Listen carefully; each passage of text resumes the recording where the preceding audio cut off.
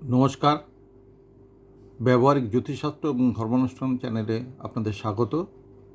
আপনাদের যাদের জন্ম নক্ষত্র আদ্রা নক্ষত্র, বিশেষ করে তাদের জন্যে এই ভিডিওটি।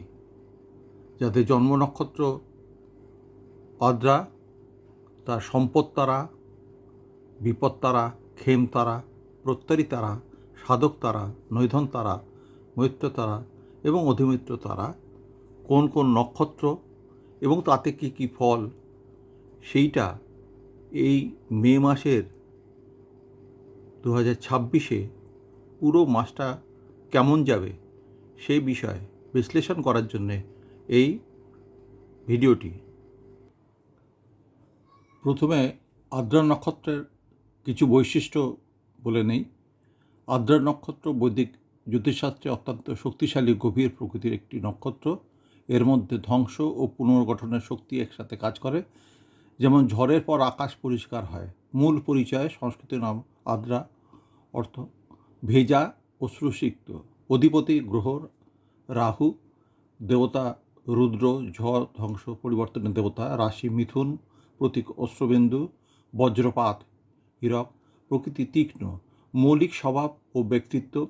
আদ্রা জাতক জাতিকা সাধারণত গভীর, চিন্তাশীল, অনুসন্ধিৎসু ও রহস্যময় প্রকৃতির হয়। জীবনে উত্থান পতন বেশি থাকে। মানসিকভাবে খুবই সংবেদনশীল, কিন্তু বাইরে শক্ত ভাব দেখায়। কঠিন পরিস্থিতিতে সহ্যশক্তি, লড়াই করার ক্ষমতা প্রবল থাকে। পুরনো জিনিস ভেঙে নতুন কিছু তৈরি করার ক্ষমতা থাকে। এরা জীবনে অনেক সময় কষ্ট পায়, কিন্তু সেই কষ্ট থেকে জ্ঞান ও শক্তি অর্জন করে। মানসিক বৈশিষ্ট্য: গভীর চিন্তা ও গবেষণামুখী মন, রহস্য, গুপ্তবিদ্যা, বিজ্ঞান ইত্যাদিতে আগ্রহ। মাঝে মাঝে রাগ, হতাশা বা অস্থিরতা দেখা যায়। আবেগ খুব প্রবল, সহজে কষ্ট পায়। পেশা, কর্মজীবন: আদ্রা নক্ষত্রের জাতকরা এমন কাজ পছন্দ করে যেখানে বিশ্লেষণ, গবেষণা, পরিবর্তন আনা যায়। উপযুক্ত ক্ষেত্র হচ্ছে বিজ্ঞান, গবেষণা, আইটি, টেকনোলজি, মেডিকেল, বিশেষত সার্জারি, গুপ্তবিদ্যা, জ্যোতিষ, পুলিশ, গোয়েন্দা, তদন্তমূলক কাজ, মিডিয়া, লেখালেখি। এর বাইরেও যদি হয় তাহলেও দেখা যাবে অ্যাকচুয়ালি বিভিন্ন নক্ষত্রগুলো, বিভিন্ন গ্রহ এবং তার পজিশান, তার দৃষ্টি, বহু কিছু বিবেচনা করে এদের আসল জীবনটা তৈরি হয়। এরা কঠিন পরিস্থিতিতে কাজ করতে পারদর্শী। অর্থ সম্পদ: জীবনের প্রথম দিকে আর্থিক ওঠানামা থাকে। পরিশ্রম, অভিজ্ঞতার মাধ্যমে পরে স্থিতিশীলতা আসে। হঠাৎ লাভ বা ক্ষতির সম্ভাবনা থাকে রাহুর প্রভাবে। সম্পর্ক বা দাম্পত্য সম্পর্কের ক্ষেত্রে আবেগ খুব গভীর হয়। কখনো কখনো ভুল বোঝাবুঝি বা দূরত্ব তৈরি হয়। সঠিক সঙ্গী পেলে অত্যন্ত বিশ্বস্ত, নিবেদিত প্রাণ, ভালোবাসার তীব্রতা থাকে। স্বাস্থ্য: মানসিক চাপ, উদ্বেগ, ডিপ্রেশন প্রবণতা থাকতে পারে। সর্দি, কাশি, শ্বাসকষ্টের সমস্যা, মাথা ব্যথা, স্নায়বিক সমস্যা হতে পারে।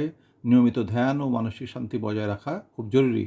আধ্যাত্মিক দিক: আদ্রার নক্ষত্রের মানুষদের জীবনে কষ্টের মাধ্যমে আধ্যাত্মিক জাগরণ হয়।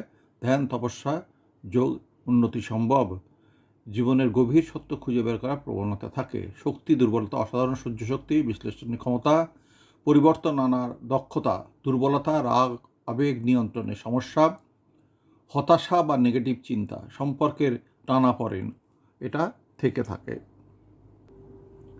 আদ্রা নক্ষত্র মে 2026 সালে স্বাস্থ্যে উন্নতি হবে কি না, কোনো সমস্যা এড়াবেন, ধন সম্পদ, আর্থিক উন্নতি হবে কোথা থেকে, ক্যারিয়ারে, চাকরি, ব্যবসা কেমন যাবে, কেমন সাফল্য আসবে, প্রেম সম্পর্ক উন্নতি হবে কি না, নতুন সম্পর্কের সম্ভাবনা, এ বিষয়ে ডিটেলস ডেট ওয়াইজ আলোচনা করব। আদ্রা নক্ষত্র জন্ম নক্ষত্র যদি হয়ে থাকে তাহলে নমতারা ভিত্তিক 1 মে 2026 থেকে 31 মে 2026 পর্যন্ত প্রতিদিনের স্বাস্থ্য, অর্থ, কর্মজীবন এবং সম্পর্ক বিস্তারিত পূর্বাভাস। নবতারা চক্রের প্রথমে জন্ম তারা যদি হয়, তারপরে সম্পদ, বিপদ, খেম, প্রত্যয়ী, সাধক, নৈদন, মৈত্রী এবং অধিমৈত্রী হয়। আদ্রা জন্ম নক্ষত্রের ক্ষেত্রে মে 1 তারিখে জন্ম তারা হলে তার স্বাস্থ্য, মানসিক চাপ, মাথা ব্যথা, অর্থ খরচ বেশি হবে, কর্মজীবন ধীরগতি, ভুল কিছু হতে পারে, সম্পর্কে সংবেদনশীলতা বাড়তে পারে। 2 মে সম্পদ তারা, স্বাস্থ্য উন্নতি হবে, অর্থ আয় বৃদ্ধির সম্ভাবনা, কর্মজীবন নতুন সুযোগ, সম্পর্ক সহানুভূতি সমর্থন। 3 মে বিপদ তারা, স্বাস্থ্য ক্লান্তি আসবে, অর্থতে হঠাৎ ক্ষতি হতে পারে, কর্মজীবনে কিছু বাধা আসবে, সম্পর্কে ভুল বুঝাবুঝি হতে পারে। তারপরে হচ্ছে খেম তারা, স্বাস্থ্য ভালো, অর্থ স্থিতিশীল, কর্মজীবন কাজ সফল, সম্পর্ক শান্তিপূর্ণ। 5 মে প্রত্যারী তারা, স্বাস্থ্য দুর্বল, অর্থ আর্থিক ঝুঁকি এড়াতে হবে, কর্মজীবনে প্রতিদ্বন্দ্বিতা থাকবে, সম্পর্ক বিতর্ক থাকবে। 6 মে সাধক তারা, স্বাস্থ্য শক্তি বৃদ্ধি, অর্থ লাভ, কর্মজীবনে সাফল্য, সম্পর্ক উন্নতি। 7 তারিখে নৈধন তারা, স্বাস্থ্য অসুস্থতার সম্ভাবনা, অর্থক্ষতি, কর্মজীবনে ব্যর্থতা, সম্পর্ক বিরোধ।